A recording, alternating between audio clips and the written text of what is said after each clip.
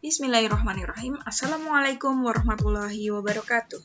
Selamat datang kembali di mata pelajaran seni budaya dalam jaringan. Hari ini kita akan belajar bab 2 mengenai menggambar ragam hias.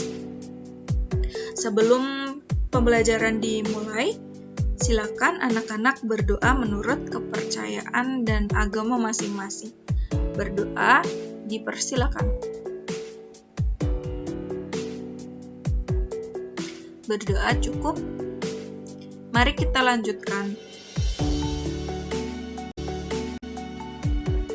Berikut ini adalah peta konsep untuk materi kedua, yaitu menggambar ragam hias.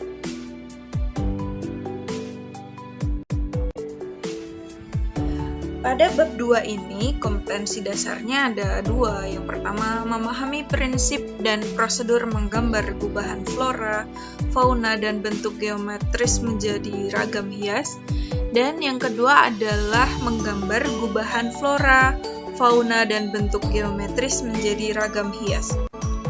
Untuk tujuan pembelajaran dari bab 2, yang pertama, diharapkan peserta didik dapat menjelaskan keberagaman ragam hias di Indonesia. Peserta didik dapat mengidentifikasi keunikan ragam hias di Indonesia. Peserta didik dapat mengeksplorasi ragam hias flora, fauna, dan geometris dalam bentuk gambar. Dan peserta didik dapat memaparkan hasil karya ragam hias secara lisan ataupun tulisan.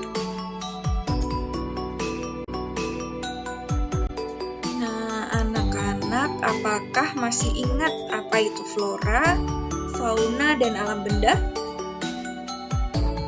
Karena ini akan berhubungan dengan materi kita menggambar ragam hias. Jadi masih ingat ya, flora itu tumbuhan, ya. Kemudian fauna, hewan, betul. Yang terakhir adalah alam benda, adalah benda yang ada di sekitar kita. Contohnya meja, kursi, vas bunga, gelas, piring, dan lain-lain. Untuk video kali ini, kita akan pelajari tentang pengertian ragam hias dan motif ragam hias. Ragam hias. Ragam hias merupakan bentuk dasar hiasan yang umumnya diulang-ulang sehingga menjadi pola dalam suatu karya kerajinan. Jenis-jenis ragam hias, yang pertama ada motif flora, yang kedua ada motif fauna, yang ketiga motif geometris, dan yang terakhir adalah motif figuratif. Jadi, jenis-jenis ragam hias atau motif-motif dalam ragam hias ada 4. Flora, fauna, geometris, dan figuratif.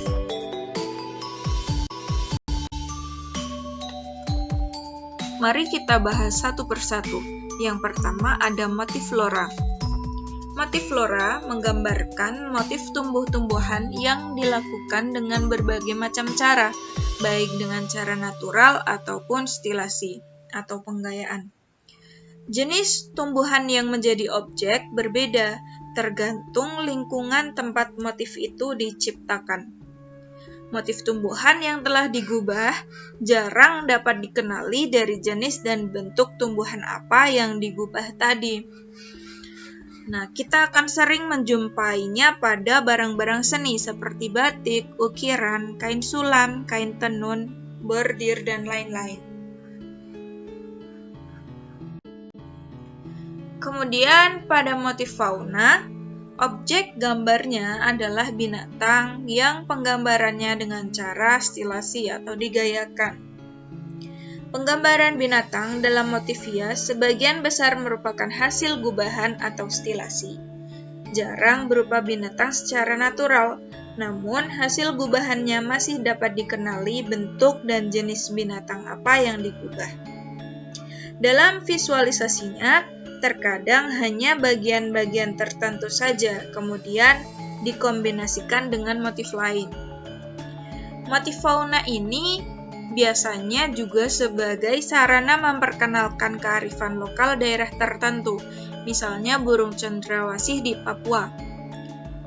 Nah, motif fauna akan sering kita jumpai pada hasil karya batik, ukiran, sulaman, anyaman, tenun, dan bordir.